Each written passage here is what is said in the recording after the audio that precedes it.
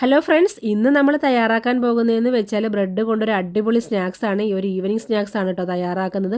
ഈ വരുന്ന റമളാന് നമുക്ക് ഈസി ആയിട്ട് തയ്യാറാക്കാൻ പറ്റുന്ന നല്ല ടേസ്റ്റി ആയിട്ടുള്ള റെസിപ്പിയാണ് കേട്ടോ പരിചയപ്പെടുത്തി തരുന്നത്. അപ്പോൾ നമുക്ക് നോക്കാം എങ്ങനെയാണ് ഈ അടിപൊളി ഒരു സ്നാക്സ് തയ്യാറാക്കുന്നതെന്ന്.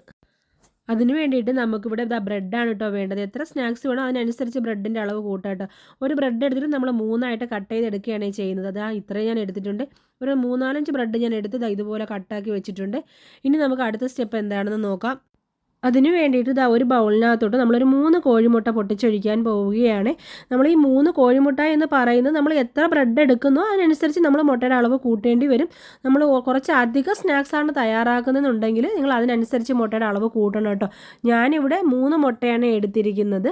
എന്നിട്ട് തികഞ്ഞില്ല എന്നുണ്ടെങ്കിൽ നമുക്ക് പിന്നീട് എടുക്കാവുന്നതേ ഉള്ളൂ കേട്ടോ. ഇനി ഇതിനകത്തോട്ട് നമുക്ക് ആവശ്യത്തിനുള്ള ഉപ്പാണ് ചേർത്ത് കൊടുക്കേണ്ടത്. അതുപോലെ തന്നെ കുറച്ച് കായപ്പൊടി, ഒരു 1/4 ടീസ്പൂണിൽ താഴെ കായപ്പൊടിയും ചേർത്ത് കൊടുത്തിട്ടുണ്ട്. അതുപോലെ തന്നെ ഒരു 1/4 ടീസ്പൂണിൽ താഴെ മുളക് പൊടിയും ചേർത്ത് കൊടുക്കണം കേട്ടോ.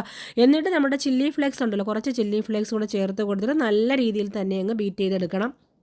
ഒരു സ്പൂണോ അതല്ലാന്നുണ്ടെങ്കിൽ വിസ്കോ എന്തെങ്കിലും കൊണ്ട് നമ്മൾ നല്ല രീതിയിൽ തന്നെ അങ്ങ് മിക്സ് ചെയ്തെടുത്താൽ മാത്രം മതി. അപ്പോൾ നമുക്കതെല്ലാം നല്ല രീതിയിൽ തന്നെ അങ്ങ് മിക്സ് ചെയ്തെടുക്കാം. അങ്ങനെ നമ്മൾ മുട്ടയുടെ ബാറ്റർ നല്ല രീതിയിൽ തന്നെ മിക്സ് ചെയ്ത് എടുത്തിട്ടുണ്ട്. ഇനി അടുത്തതായിട്ട് നമുക്ക് കുറച്ചധികം ബ്രെഡ് ക്രംസ് വേണം. അതൊരു മിക്സിയുടെ ജാറിലിട്ട് കുറച്ച് ബ്രെഡ് എടുത്തിട്ട് അങ്ങ് പൊടിച്ചെടുത്തതാണ് കേട്ടോ. അതല്ലാന്നുണ്ടെങ്കിൽ ഷോപ്പിൽ വാങ്ങാൻ കിട്ടും, എങ്ങനെയായാലും പ്രശ്നമില്ല. ഇനി അടുത്തതായിട്ട് നമ്മൾ ബ്രെഡ് എടുക്കുക. ബ്രെഡ് എടുത്തിട്ട് എന്താ ചെയ്യാന്ന് വെച്ചാൽ നമ്മുടെ മുട്ടയുടെ ബാറ്റർ ഉണ്ടല്ലോ, ആ ഒരു ബാറ്ററിലോട്ട് ഡിപ്പ് ചെയ്തെടുക്കും. ഡിപ്പ് ചെയ്തെടുത്തിട്ട് നമ്മൾ ബ്രെഡ് ക്രംസിലിട്ട് കോട്ട് ചെയ്തതിന് ശേഷം ഒന്നും എണ്ണയിലിട്ടങ്ങ് മുക്കി പൊരിക്കും. ഇത്രയേ ഉള്ളൂ കേട്ടോ. നമ്മുടെ സ്നാക്സ് എന്ന് പറയുന്നത് വളരെ സിമ്പിളാണ്, എന്നാൽ നല്ല ടേസ്റ്റുമാണ്. തീർച്ചയായിട്ടും എല്ലാവരും ഒന്ന് ട്രൈ ചെയ്ത് നോക്കണം കേട്ടോ.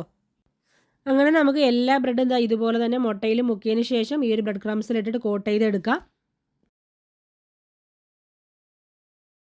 അങ്ങനെ എല്ലാ ബ്രെഡും തന്നെ ഇതുപോലെ ആക്കി വെച്ചിട്ടുണ്ട്. കണ്ടില്ല, ഇതുപോലെ കോട്ട് ചെയ്ത് എടുത്തിട്ടുണ്ട്. ഇനി നമ്മൾ ഫ്രൈ ചെയ്തെടുത്താൽ മാത്രം മതി കേട്ടോ.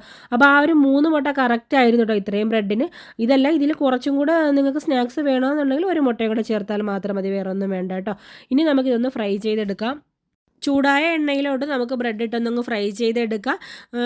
ഫ്ലെയിം എപ്പോഴും ഒരു ലോ ടു മീഡിയം ഫ്ലെയിമിൽ തന്നെ വെക്കണം കേട്ടോ. തീരെ അങ്ങ് ലോ ഫ്ലെയിം ആക്കണ്ട. കാരണം എന്ന് വെച്ചാൽ ബ്രെഡ് പെട്ടെന്ന് തന്നെ എണ്ണ വലിച്ചെടുക്കും. അതുകൊണ്ട് തന്നെ നമ്മൾ എന്ത് ചെയ്യണം, ഒരു മീഡിയം ടു ലോ ഫ്ലെയിം തന്നെ ഇടാൻ ശ്രദ്ധിക്കണേ. മീഡിയം ഫ്ലെയിം ഇടുന്നത് കൊള്ളാം, പക്ഷേ കരിഞ്ഞു പോകാനും പാടില്ല. പെട്ടെന്ന് തന്നെ തിരിച്ച് മറച്ചു വിട്ട് നമ്മൾ ഫ്രൈ ചെയ്തെടുക്കേണ്ടതായിട്ടുണ്ട് കേട്ടോ. ബ്രെഡ് ആയതുകൊണ്ട് തന്നെ പെട്ടെന്ന് തന്നെ അങ്ങ് ഫ്രൈ ആയി കിട്ടും. മുട്ട ആയതുകൊണ്ട് പെട്ടെന്ന് കരിയാനും ചാൻസ് ഉണ്ട്. അതുകൊണ്ട് നമ്മൾ പെട്ടെന്ന് തന്നെ അങ്ങ് ഫ്രൈ ചെയ്തെടുക്കണം കേട്ടോ.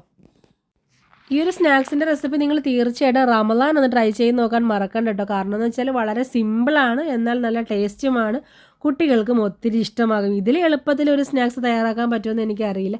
നമ്മുടെ വീട്ടിലെ ഇൻഗ്രീഡിയൻസ് മാത്രം മതി. അതുപോലെ തന്നെ നമുക്ക് എളുപ്പത്തിൽ തയ്യാറാക്കാനും പറ്റും. അപ്പോൾ എല്ലാവരും ഒന്ന് ട്രൈ ചെയ്ത് നോക്കിയിട്ട് ഫീഡ്ബാക്ക് അറിയിക്കാൻ മറക്കണ്ട. അതുപോലെ തന്നെ ലൈക്ക് ചെയ്യാനും ഷെയർ ചെയ്യാനും മറക്കരുത്.